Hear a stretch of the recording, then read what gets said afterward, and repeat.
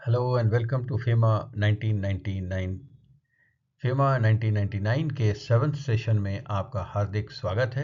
मैं हूं CA Atul Kumar Chaturvedi, fellow member of ICAI. Corporate world का एक लंबा अनुभव रहा है देश में विदेश में, जिसमें फेमा का काफ़ी एक्सपोजर रहा। आरबीआई गवर्नमेंट से इंटरेक्ट करने का मौका मिला। तो हम लोग साथ मिलकर पढ़ रहे हैं FEMA 99 for CA intermediate students. आज की शुरुआत हम स्पाइडर डायग्राम से करते हैं। लेफ्ट का जो ब्लू सर्कल है करंट अकाउंट ट्रांजैक्शंस, तीन सर्कल उससे निकलते हैं। Prohibited government of India approval cases और permitted public RBI approval cases. Prohibited cases और जीओआई अप्रूवल केसेस को हम लास्ट सेशन में डिस्कस कर चुके हैं। यदि आपने वो सेशन नहीं देखा है तो आप उसको जाकर देख सकते हैं। आज हम डिस्कस करने वाले हैं परमिटेड ट्रांजैक्शंस या वो ट्रांजैक्शंस जिनमें आपको आरबीआई अप्रूवल की ज़रूरत पड़ती है। ये transactions essentially schedule 3 of current account transaction regulation से गाइड होते हैं, जिसमें लिमिट्स और दी गई हैं कि किस तरह से इंडिविजुअल्स और other than individuals current account transactions कर सकते हैं, और उन लिमिट के एक्सीड होने पर उनको आरबीआई की अप्रूवल लेनी पड़ती है। आरएफसी से अगर ये ट्रांजैक्शन होते हैं तो उन पे रिस्ट्रिक्शंस लागू नहीं होते हैं, यानी कि इन दैट केस शेड्यूल 3 की जो लिमिट्स हैं वो उन पर लागू नहीं होती हैं। उसी तरीके से EEFC account, exchange earner foreign currency account से भी यदि वो ट्रांजैक्शन होते हैं तो उन पर वो लिमिट लागू नहीं होती है, उन्हें अप्रूवल नहीं लेना पड़ता है। हालांकि उसके भी कुछ एक्सेप्शंस हैं। इसको हम डिटेल में डिस्कस करेंगे जब हम आगे बढ़ेंगे, जब रेलिवेंट स्लाइड पर आएंगे। जो बचे हुए ट्रांजैक्शन हैं वो हो गए रेसिडुअल करंट अकाउंट ट्रांजैक्शन, जिनके ऊपर में आपको ट्रांजैक्शन करने की परमिशन दी गई है without RBI approval, without government of India approval.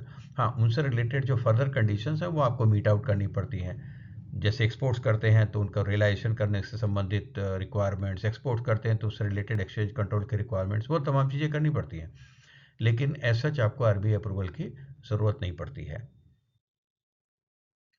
Current account transaction rules 2000, इसका रूल 3 रूल 4 हम पिछले सेशन में डिस्कस कर चुके हैं। रूल 5 जो कवर करता है शेड्यूल 3 ऑफ सीएटी रूल्स से, इसमें यदि आप लिमिट्स एक्सीड करते हैं आपको आरबीआई की अप्रूवल लेनी पड़ती है। अगर आरएफसी अकाउंट से या ईएफसी अकाउंट से पेमेंट करते हैं तो इस केस में अप्रूवल नहीं लेनी पड़ती है। हाँ, एक्सेप्शंस के लिए आपको देखना पड़ेगा, जो हम आगे जाकर डिस्कस करेंगे। इंटरनेशनल क्रेडिट कार्ड्स का यदि आप इस्तेमाल कर रहे हैं towards meeting expenses when on a visit outside India, जब आप भारत के बाहर ट्रैवल कर रहे हैं, ऐसी स्थिति में आप इंटरनेशनल क्रेडिट कार्ड से यदि कोई ट्रांजैक्शन करते हैं तो उस केस में ये पर्टिकुलर रेस्ट्रिक्शंस लागू नहीं होते हैं। प्लीज़ ध्यान दें कि यही इन्हीं केसेस के रेस्ट्रिक्शंस लागू नहीं होते हैं जिनकी हम बात कर रहे हैं। ऐसा नहीं कि इंटरनेशनल क्रेडिट कार्ड को लेकर आप बाहर चले जाएं तो कोई भी ट्रांजैक्शन कर सकते हैं, for example capital account transaction कर सकते हैं। ऐसी बात नहीं हो रही है। फिलहाल हमारा डिस्कशन इसी पर्टिकुलर टॉपिक पे लिमिटेड है। अब हम आते हैं schedule 3 facilities for individuals and other than individuals. यदि आप करंट अकाउंट ट्रांजैक्शन रूल्स खोलेंगे तो उसका शेड्यूल 3 दो मेन पार्ट्स में डिवाइडेड है। Part para number 1, para number 2 और फिर पैरा नंबर 3 है। पैरा नंबर 1 और पैरा नंबर 2 में कवर्ड है। पैरा 1 में facilities for individuals, para number 2 है facilities for other than individuals. For individuals annual limit of $250,000, $2,50,000 की लिमिट है। Reduced every time remittance made under LRS, जब जब आप रेमिटेंस करेंगे एलआरएस में तब तक वो उस लिमिट से घटा दिया जाएगा। जैसे यदि कोई स्टूडेंट फॉर एग्जांपल यदि यूएस में पढ़ने के लिए जाता है, उसकी टोटल एजुकेशन कॉस्ट $55,000 है किसी साल की, education fees plus maintenance cost, तो 55,000 उसके पेरेंट्स उसको रेमिट कर पाते हैं ऑब्वियसली, क्योंकि $250,000 से वो कम है। तो अब जो बची हुई लिमिट उसकी कितनी है, अगर उसके खर्चे बढ़ जाते हैं, उसको और पैसे चाहिए होंगे, तो 250,000 माइनस 55,000 दैट इज़ $195,000, इतनी की लिमिट अभी और बची हुई है, जितना अमाउंट उसको उस साल में भेजा जा सकता है by his parent under this head. तो ये एक क्लैरिटी होती है। इसमें कवर क्या है? Private visits to any country except Nepal and Bhutan, क्योंकि नेपाल एंड भूटान आपने ध्यान दिया होगा शेड्यूल 1 में लिखा है कि नेपाल और भूटान के ट्रैवल के लिए foreign exchange travel prohibited, foreign exchange drawal for travel prohibited है। तो आप नेपाल भूटान जा सकते हैं, लेकिन उसके लिए फॉरेन एक्सचेंज ड्रॉ नहीं कर सकते हैं। गिफ्ट या डोनेशन आप दे सकते हैं। गिफ्ट किसी इंडिविजुअल को देना है, डोनेशन जैसे किसी ऑर्गेनाइजेशन को देना है, आप दे सकते हैं अपने 2,50,000 की लिमिट में से। Going abroad for employment and second emigration, यदि आप विदेश में नौकरी करने जा रहे हैं या विदेश में जाके बसना चाहते हैं, तो आपको कुछ अमाउंट की ज़रूरत पड़ती है। ऐसी स्थिति में आप अपने $2,50,000 के कोटा से वो पैसा ड्रॉ कर सकते हैं। ये बहुत प्रैक्टिकल आइटम है और ज़्यादातर स्टूडेंट्स के और या जो लोग फॉरेन में जाके सेटल होना चाहते हैं उनके लिए बहुत रेलिवेंट है। Higher amount is permitted if required by country of immigration. यदि आप इमिग्रेट कर रहे हैं, ऐसे केस में आपकी कंट्री ऑफ इमिग्रेशन यदि रिक्वायरमेंट इम्पोज करती है कि एक सर्टेन अमाउंट आपके पास और होना चाहिए जब आप इमिग्रेट करने के लिए आ रहे हैं, तो वो परमिशन आपको मिल जाती है under FEMA. Maintenance of close relatives abroad, आपके अगर क्लोज रिलेटिव्स हैं तो आप उनको मेंटेन करने के लिए भी इसी $2,50,000 से पैसा भेज सकते हैं। ट्रैवल फॉर बिजनेस और अटेंडिंग ए कॉन्फ्रेंस और स्पेशलाइज्ड ट्रेनिंग और for meeting expenses, for meeting medical expenses, ये वर्ड 2 बार लिखा हुआ है रूल में, और चेकअप अब्रॉड और for accompanying as attendant to a patient. तो इसमें 2-3 चीज़ें कवर हो गई। एक तो ट्रैवल, बिजनेस रिलेटेड ट्रैवल, यदि कोई व्यक्ति बिजनेस पर्सन है और वो अपने बिजनेस के लिए ट्रैवल कर रहा है, कोई कॉन्फ्रेंस अटेंड करना चाहता है, स्पेशलाइज्ड ट्रेनिंग अटेंड करना चाहता है, या मेडिकल एक्सपेंसेस मीट करने के लिए उसे पैसा चाहिए, या चेकअप कराना चाहता है, या वो किसी पेशेंट का अटेंडेंट बन के जाना चाहता है, तो इन तमाम चीज़ों के लिए वो 2,50,000 के कोटा में से पैसे खर्च कर सकता है। Going abroad for medical treatment oblique checkup, तो मेडिकल ट्रीटमेंट तो पहले ही बात हो गई थी, तो ये हो गई ट्रैवल कॉस्ट की बात हो रही है। अब आता है third item, expenses in connection with medical treatment abroad. तो मेडिकल ट्रीटमेंट अब्रॉड के कनेक्शन में जो आपके खर्चे होते हैं वो भी इसमें कवर्ड हो जाते हैं। आपको हायर अमाउंट भी परमिटेड होता है यदि मेडिकल इंस्टीट्यूट ऑफरिंग ट्रीटमेंट। देखिए, ये चीज़ लिखी गई है CAT रूल्स के अंदर में। इन टॉपिक्स को और अच्छे से समझने के लिए हमें LRS जो RBI ने इशू की है उसको कंबाइन करके देखना पड़ेगा, तभी हमें फुल पिक्चर सामने आएगी। क्योंकि यहाँ ये लिखा है कि आप यदि इन लिमिट्स को कभी भी एक्सीड कर रहे होते हैं तो उस केस में आपको RBI के पास जाना पड़ता है। तो RBI ने जब LRS स्कीम निकाली है तो उसमें कहीं कहीं पर जनरल परमिशन दे भी दी है या कुछ प्रोसीजर डिफाइन कर दिया है, इसलिए उसको समझना प्रैक्टिकल लाइफ के लिए बहुत ज़रूरी होता है और कभी कभी एकेडमिक पॉइंट ऑफ व्यू से भी रिलेवेंट हो जाता है। Studies abroad, higher amount permitted if required by the university. देखिए, लॉ में CAT रूल्स में लिखा हुआ है यूनिवर्सिटी अगर ज़्यादा पैसा रिक्वायर करती है तो हायर अमाउंट भी आप रेमिट कर सकते हैं। आप AD के पास जाइए, बता दीजिए कितनी रिक्वायरमेंट है और आप वो रेमिट कर सकते हैं। Any other current account transaction, वो भी $250,000 के स्कोप में कवर हो जाती है। Any additional remittance in excess of the said limit for the said purposes shell require prior approval of the reserve bank of India. ऐसा नहीं कि पैसा रेमिट कर दिया बाद में अप्रूवल मांगने के लिए जा रहे हैं। LRS needs to be seen for clarifications और रिलैक्सेशंस, जिसकी हम बात कर रहे थे। Further, a person other than individual may also avail of foreign exchange facility mutatis mutandis within the limit prescribed under the said LRS for the purposes mentioned hereinabove. तो ये ऊपर जो हमने purposes बताए, उन्हीं purposes के लिए other than individuals भी उसी लिमिट के अंतर्गत रेमिट कर सकते हैं, क्योंकि ये रिस्ट्रिक्टेड करंट अकाउंट ट्रांजैक्शंस की लिस्ट है जिसके ऊपर एक लिमिट लगाई है रिजर्व बैंक ऑफ इंडिया ने। इंडिविजुअल्स को एक तरफ से परमिट किया है तो एक तरफ से एक लिमिट भी लगाई है, और उसी तरीके से यही लिमिट और यही परमिशन अदर देन इंडिविजुअल्स को भी अवेलेबल है। तो आइए आगे चलते हैं। LRS फॉर इंडिविजुअल, जैसा हम बात कर रहे थे कि LRS को समझना बहुत ज़रूरी है, क्योंकि जब LRS और CAT रूल्स को मिला के पढ़ते हैं तभी कंसेप्ट क्लियर होता है।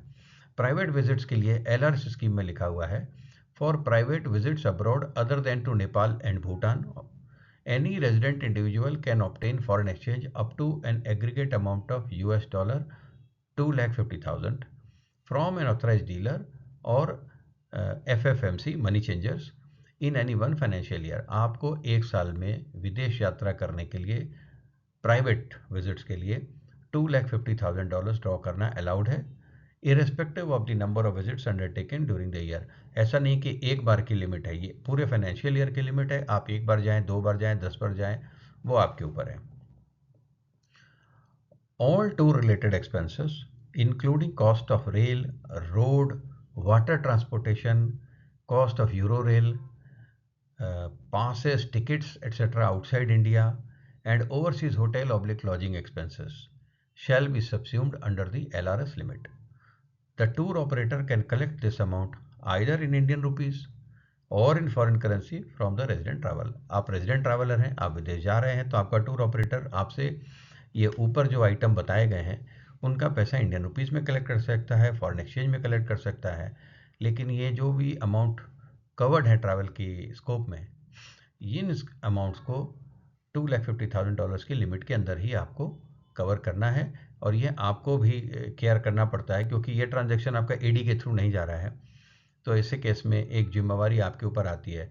तो यदि आप फॉर एग्जांपल यूरोप जा रहे हैं, तो यूरोप में आप जो होटल्स बुक कर रहे हैं, यूरोप के जो इंटरनल ट्रैवल्स के लिए यूरो रेल बुक कर रहे हैं, रोड बुक कर रहे हैं, वाटर ट्रांसपोर्टेशन ले रहे हैं, कोई आप कार बुक कर रहे हैं, और वहाँ पर कोई आपको वो एक्सकर्शन टिकट्स दे रहा है, आपको होटल स्टे दे रहा है, खाने का खर्चा दे रहा है, ये तमाम चीज़ें उसी लिमिट में कवर होंगी।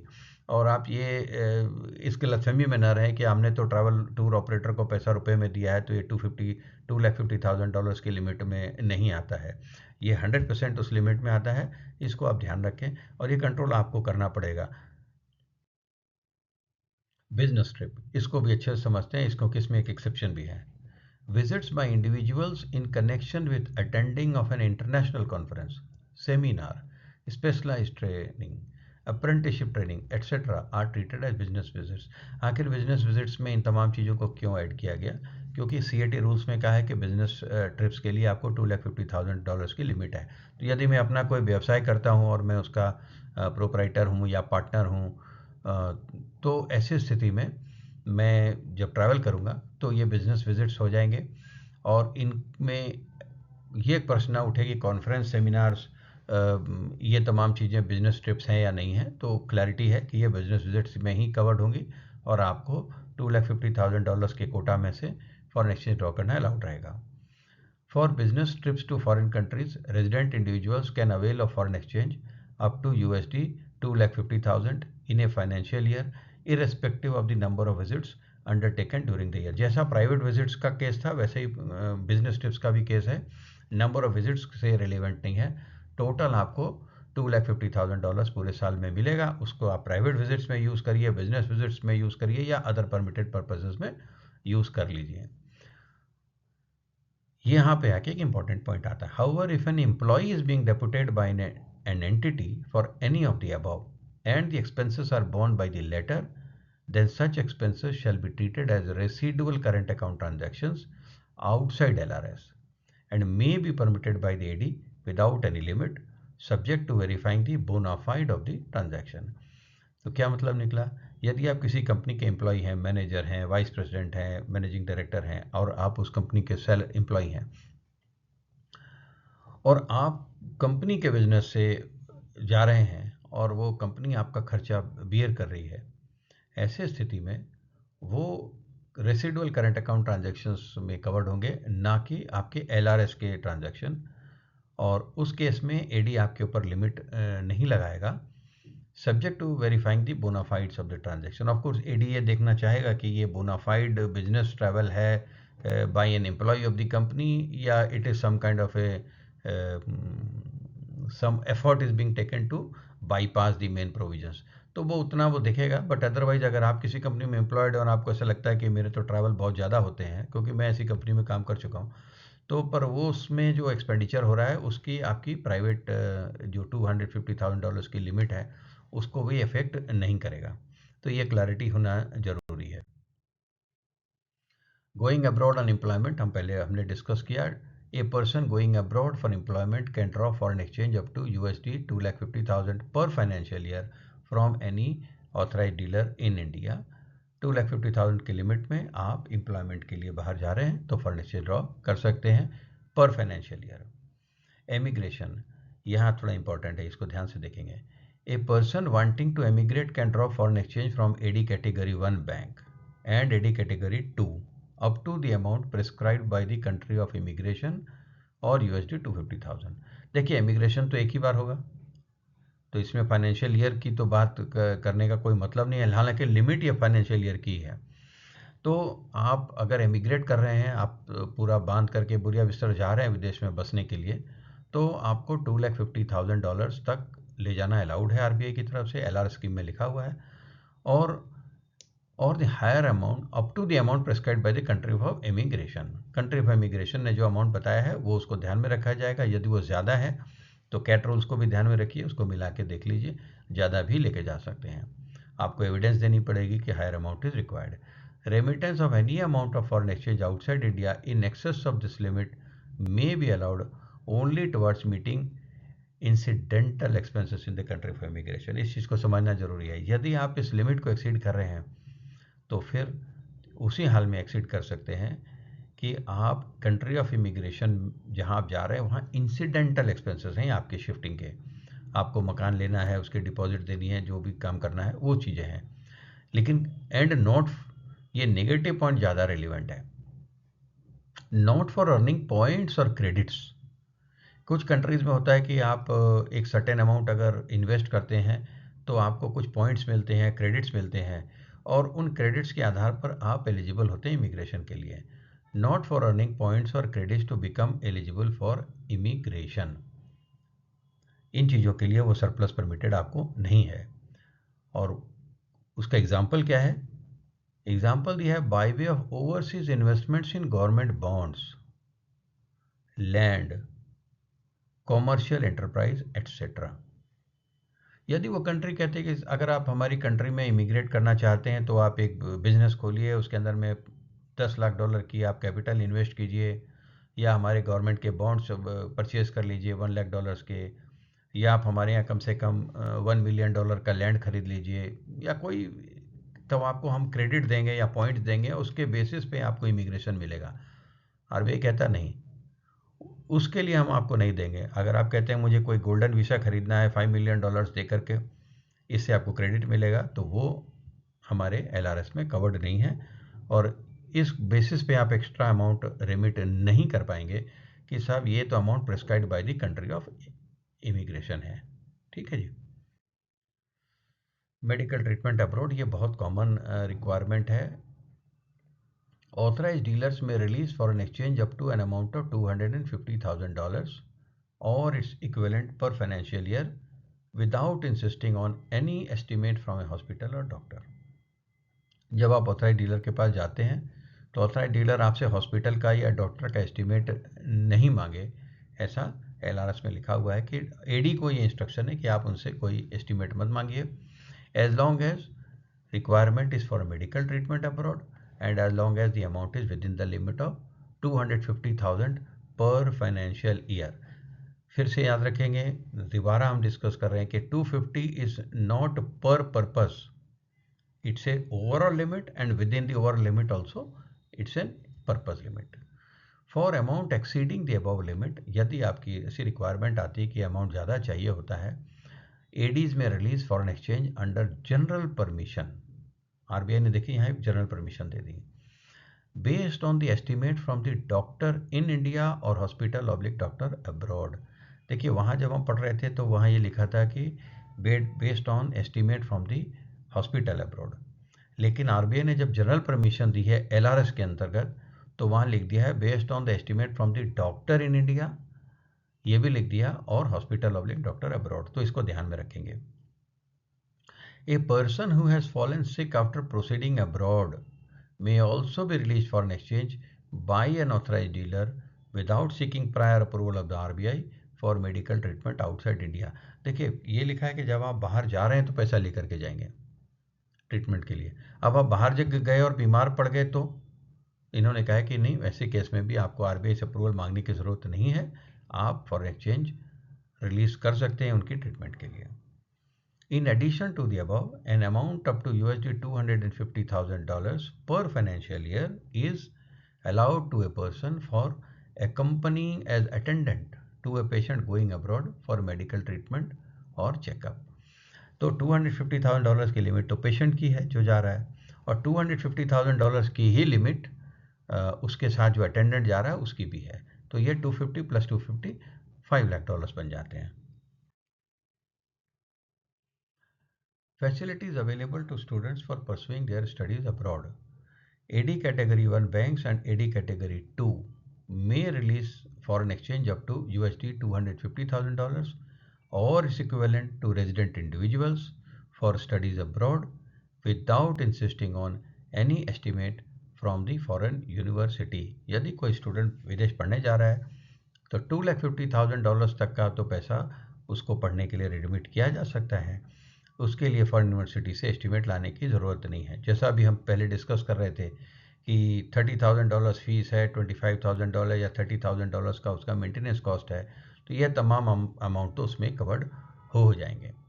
However, Category 1 bank and Category 2 may allow remittances without seeking prior approval of the RBI exceeding $250,000 based on the estimate received from the institution abroad. देखिए AD Category 1 और AD Category 2 को permission है, देखिए money changers को नहीं है। AD Category 1 और AD Category 2 को परमिशन है कि आप $250,000 से ज़्यादा की भी रेमिटेंसेस आप अलाउ कर दीजिए, बशर्ते कि आपके पास इंस्टीट्यूशन का एस्टीमेट आया हुआ है कि साहब हमारे यहाँ की इतनी फ़ीस है, तो आप उतना पैसा उसके आधार पर आप दे सकते हैं। तो डॉक्यूमेंट्री एविडेंस आप प्रोड्यूस करके आप ज़्यादा अमाउंट भी रेमिट कर सकते हैं। Schedule 3 facilities for individuals and other than individuals, इसमें resident but not permanently resident का एक स्पेसिफिक क्लॉज है शेड्यूल 3 में, जिसमें ये लिखा है a person who is resident but not permanently resident in India RNPR।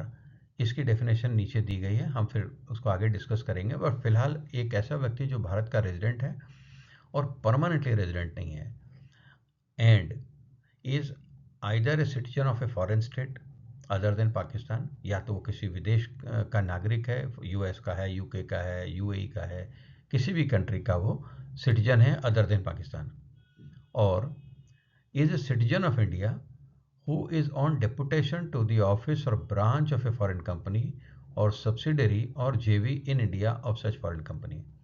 वो भारत का ही नागरिक है। ऐसे लोगों को हम कहते हैं non resident of India, NRIs। जो बाहर चले जाते हैं वो NRIs कहलाते हैं, और अब वो वापस भारत आया तो वो क्या हो गया, रेजिडेंट ऑफ इंडिया। तो उसके लिए एक कंडीशन डाली गई है, who is on deputation to the office or branch of a foreign company or subsidiary or JV in India of such foreign company।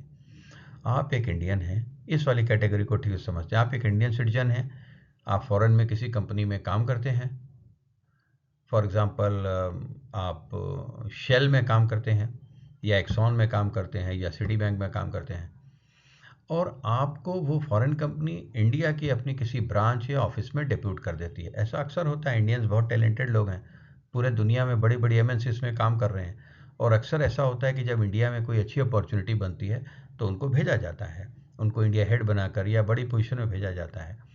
तो वो फॉरेन कंपनी की ब्रांच भी हो सकती है, या हो सकता है कि फॉरेन कंपनी ने अपनी ब्रांच बनाने के बजाय इंडिया में सब्सिडरी बना रखी हो, या कोई जॉइंट वेंचर बनाया हो किसी कंपनी के साथ मिल करके। इन तमाम केसेस में इंडियन सिटीजन होने के बावजूद भी उनको उसी कैटेगरी में रखा जाएगा, और उनको परमिशन क्या दी गई है, they can make remittance up to net salary after deduction of taxes, contribution to provident fund and other deductions. आपको जो नेट पैसा मिला वो आप ले जा सकते हो।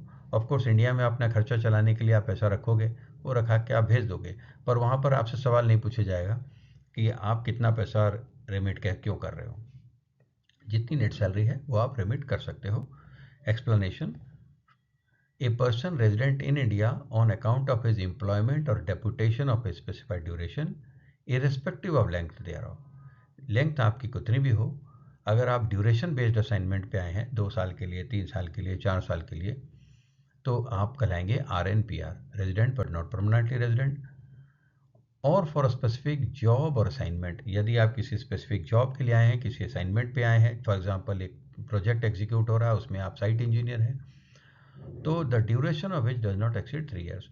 अगर आप असाइनमेंट बेस्ड बात कर रहे हैं तो फिर ड्यूरेशन 3 साल से ज़्यादा नहीं होना चाहिए, तो आपको माना जाएगा resident but not permanently resident. तो समराइज करते हैं, आप RNPR हैं as per the definition given in explanation के अनुसार आप RNPR हैं, और आप किसी फॉरेन स्टेट के सिटीजन हैं अदर देन पाकिस्तान, या फिर आप इंडिया के ही सिटीजन हैं जो बाहर जा चुके हैं किसी फॉरेन कंपनी में काम करने के लिए, और आपको डेपुटेशन पे इंडिया में भेजा गया है। इस चीज़ को अच्छे से समझ लीजिए, आप ऑन डेपुटेशन आए हैं, आपका प्रिंसिपल एम्प्लॉयमेंट फॉरेन कंपनी में रिटेन किया हुआ है, और आप उस डेपुटेशन के बाद वापस जाने वाले हैं। You can make remittance up to your net salary after deduction of the specified items, जो कि यहाँ दिया गया है। अदर देन इंडिविजुअल्स हमने पहले ही डिस्कस किया था, same as for individuals. Following remittances by persons other than individuals shall require prior approval of the Reserve Bank of India। ये कुछ ऐसी रेमिटेंसेस हैं, यदि इंडिविजुअल्स के अलावा कोई रेमिट कर रहा है तो उसमें रिजर्व बैंक ऑफ इंडिया के अप्रूवल की ज़रूरत पड़ेगी। सबसे पहला है donations exceeding 1% of their foreign exchange earnings during the previous 3 financial years.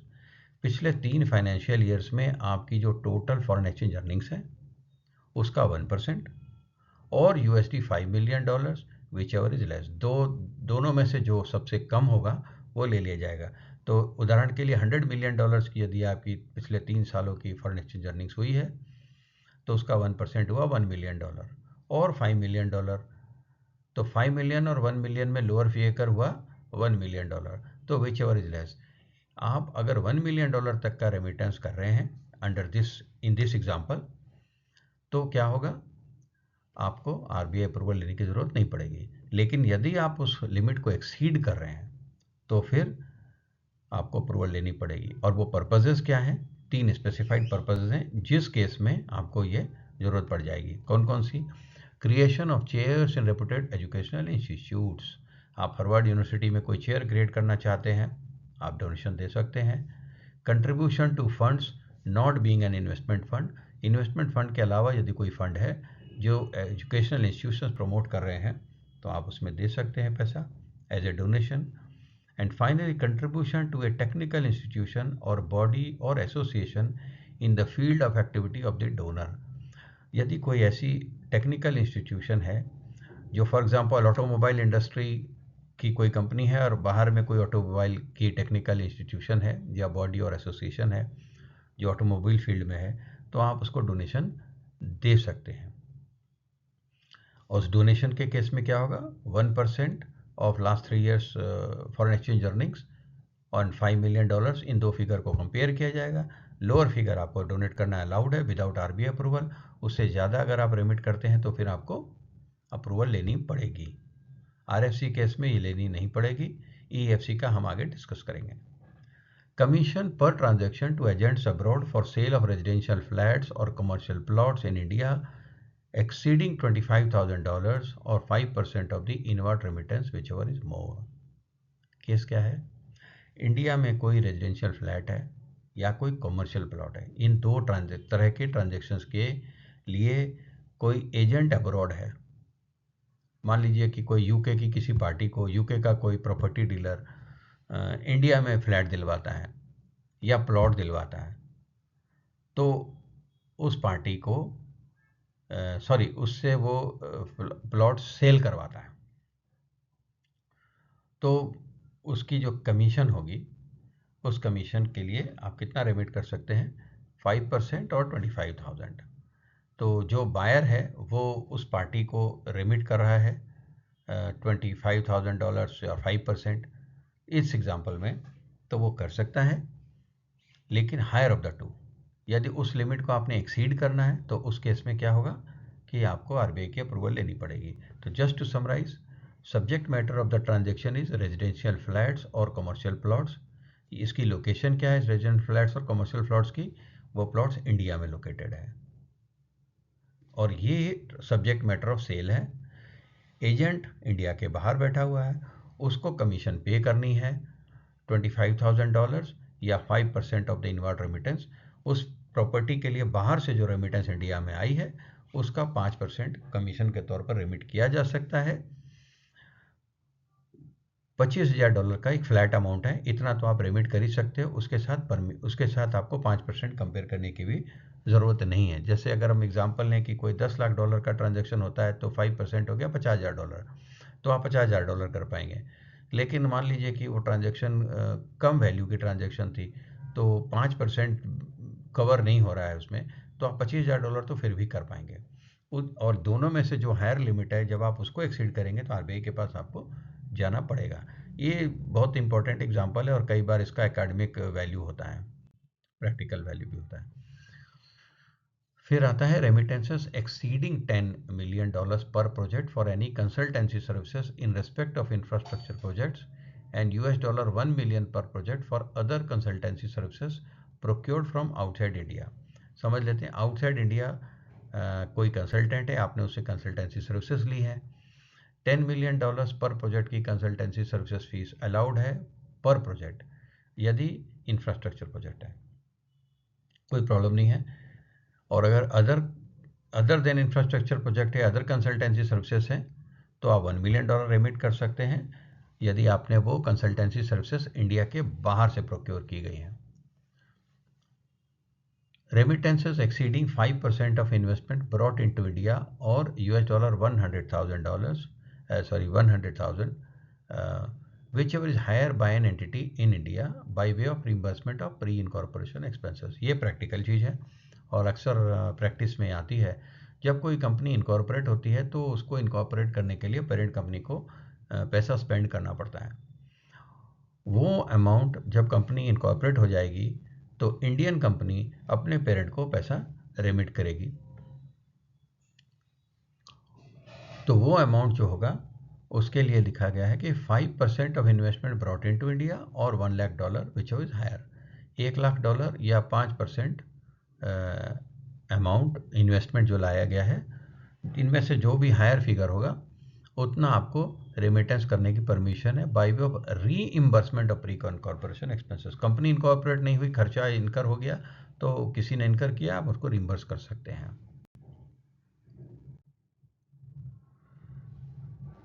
The procedure for drawal or remittance of any foreign exchange under this schedule shall be the same as applicable for remitting any amount under the said liberalized remittance scheme। ये schedule 3 में लिखा हुआ है कि LRS में amount remit करने के लिए जो प्रोसीजर होता है वही प्रोसीजर आपको शेड्यूल 3 के सभी ट्रांजैक्शंस पे लागू होता है। Exemption for remittance from RFC account. No approval is required where any remittance has to be made for the transactions listed in Schedule 2 and Schedule 3 above from an RFC account, resident foreign currency account। ये बात हमने शुरू में भी discuss की थी, एक बार फिर याद कर लेना ज़रूरी है कि शेड्यूल 2 यानी GOI अप्रूवल ट्रांजैक्शन, शेड्यूल 3 यानी transaction with reasonable restrictions, limit of $250,000 और donation and this and that, RFC account से जब पेमेंट हो रही है तो उसमें अप्रूवल की ज़रूरत आपको नहीं है। अब आता है exemption for remittance from EEFC account. If any remittance has to be made for the transactions listed in schedule 2 and schedule 3 above from exchange earners foreign currency account, then also no approval is required, same as RFC। लेकिन यहाँ पर कुछ restrictions हैं। Restriction की language पढ़ लीजिए। Restrictions imposed under sub rule 4 और 5 shall continue to apply. That means sub rule 4 यानी कि GOI अप्रूवल, सब रूल 5 यानी कि RBI approval. Where the drawal from EEFC account is for the purposes specified in. यदि EEFC account से आप पैसा ड्रॉ कर रहे हैं, किन पर्पसेज कर रहे हैं? आइटम्स 10 एंड 11 ऑफ शेड्यूल 2 और items 3, 4, 11, 16 and 17 of schedule 3 as the case में भी। आप अगर आप CAT रूल्स पढ़ेंगे तो आपको ये लैंग्वेज देखने को मिलेगी। अब ब्यूटी क्या है इसकी प्रोविजन की, थोड़ा समझ लीजिए। CAT रूल्स में ये लैंग्वेज प्रसिस्ट करती है, लेकिन शेड्यूल 2 के आइटम 10, 11 में अब एक आइटम एग्जिस्ट करता है, एक आइटम एग्जिस्ट ही नहीं करता। तो वो तो ठीक है, जो डिलीट हो चुका था वो डिलीट हो चुका था। अब रह गया आइटम कौन सा? आइटम रह गया कि P&I मेंबरशिप, तो आपको अप्रूवल EEFC से करते हैं तो लेनी पड़ती है। अब यहाँ पर आइटम है 3, 4, 11, 16, 17। अब ये आइटम का सबसे बड़ा चैलेंज तो ये है कि अब सीएटी रूल्स जब पहले होते थे 2015 से पहले, तो वो सीएटी रूल्स में आइटम नंबर 1 2 3 4 5 6 7 8 करके वो लिखे हुए थे। जब सीएटी रूल्स रिकास्ट हुआ तो क्या हुआ कि आइटम 1 में सारे इंडिविजुअल्स के आइटम कवर हो गए, 2 में अदर देन इंडिविजुअल्स के आइटम कवर हो गए। तो आइटम, ये जो नंबर्स रेफर हो रहे हैं, ये आइटम तो शेड्यूल 3 में एग्जिस्ट ही नहीं करते बाय दिस रेफरेंस डायरेक्टली। तो एक इंटरप्रिटेशन ये लिया जाता है कि 2015 के सीएटी शेड्यूल में जो आइटम एग्जिस्ट कर रहे थे बिफोर दे वेयर रीप्लेस्ड और rewritten in the form of a new schedule 3, तो उन आइटम्स के ऊपर में गवर्नमेंट की इंटेंशन थी कि आपको आरबीआई की अप्रूवल लेनी चाहिए, तो वो अप्रूवल आज भी आपको लेनी पड़ती है। और इसके लिए आपको एक्सेप्शंस जो है वो आपको मिल जाएंगे, जो प्री इनकॉर्पोरेशन एक्सपेंसेस के लिए और फ्लैट के ट्रांजैक्शन की कमीशन उसमें कवर्ड होती है। एक जो डोनेशन का आइटम था चेयर क्रिएट करने वाला, वो आइटम इनफैक्ट क्या हुआ है कि वो पार्टली रिटेन किया गया और पार्टली डिलीट कर दिया गया है। तो उसके ऊपर में थोड़ा सा एक हल्का सा डाउट रहता है। और आप इन प्रैक्टिस तो आपको अपने एडी के साथ डील करना पड़ता है, एडी कैसे कन्विंस होता है नहीं होता है। Exemption for payment by international credit card while on a visit abroad. If a person is on a visit abroad, he can incur expenditure stated in Schedule 3 if he incurs it through international credit card. This rule was omitted in May 23 and immediately reinstated in June 23. ये हम पहले भी discuss कर चुके हैं। International credit card है आपके पास, आप विदेश गए हैं, तो शेड्यूल 3 का खर्चा आप कर सकते हैं। May 23 में यह रूल ओमिट किया गया क्योंकि किसी ने कहा कि ये तो बाईपास करने की बात हो गई, लेकिन बाद में कार्ड कंपनीज ने कहा कि हमारे पास सिस्टम्स नहीं है इसको कंट्रोल करने के लिए, तो यह रीइंस्टेट कर दिया गया। उसके बाद ये दोबारा से अब नहीं आया है, तो इसको थोड़ा ध्यान रखना पड़ेगा कि कहीं ये फिर से तो आएगा या नहीं आएगा। तो it's a matter of ongoing. हमें उम्मीद है कि ये आज का सेशन आपको पसंद आया होगा। ये थोड़ा बड़ा हो गया सेशन, लेकिन इसमें जो कॉन्सेप्ट्स थे उनको समझने के लिए बहुत ज़रूरी था कि हम उनको अच्छे से समझें। हम आपसे आग्रह करेंगे कि आप अपने कमेंट्स, अपने सजेशंस हमको कमेंट बॉक्स में लिखकर बताएं और हम उनके ऊपर जल्दी से जल्दी रिवर्ट करेंगे। आपसे ये भी आग्रह करेंगे कि आप हमारे इस प्रेजेंटेशन को लाइक करें, दूसरों के साथ शेयर करें और इस चैनल को सब्सक्राइब कर लें। अगले सेशन में आपसे फिर मुलाकात होती है, तब तक के लिए ऑल द बेस्ट।